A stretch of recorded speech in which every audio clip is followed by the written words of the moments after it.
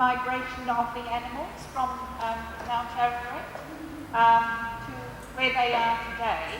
For instance, I'm wondering how the tree-dwelling, slow-moving sloth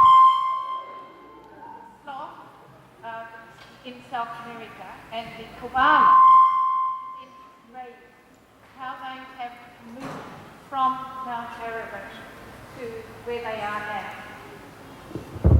How did those slow-moving sloths get from Mount Ararat to South America, and the slow-moving koalas that are doped all the time get from there to Australia?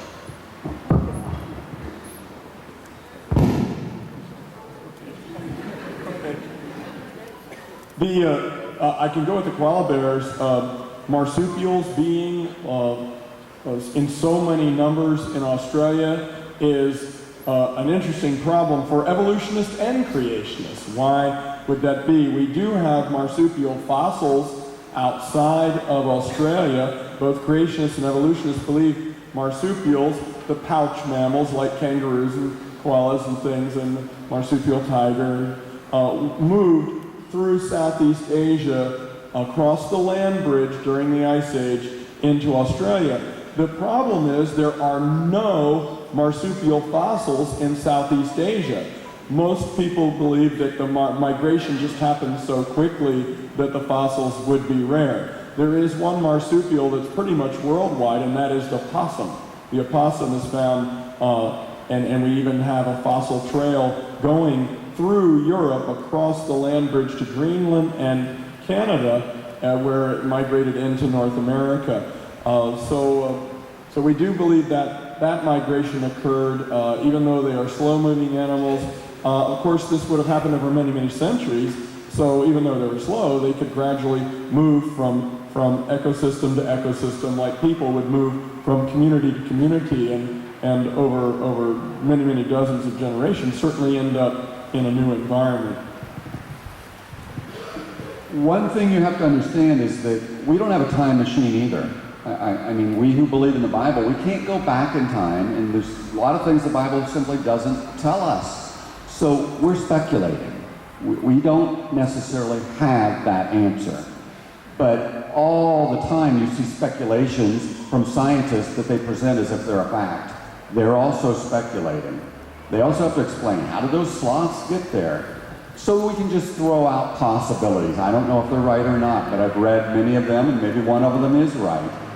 For literally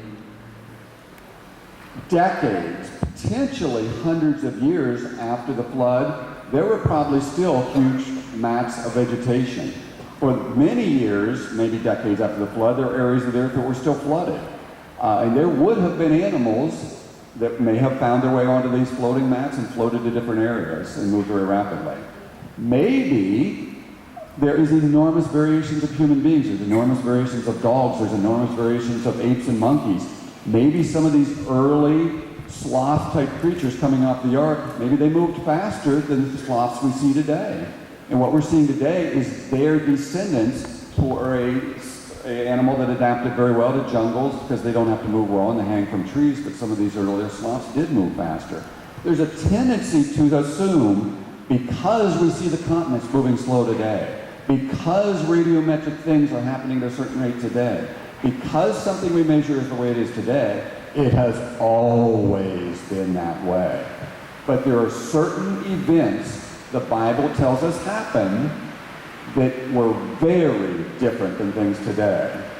And things happening during and for long periods of time after the flood are different than things we see happening today. So I just threw out a couple possibilities.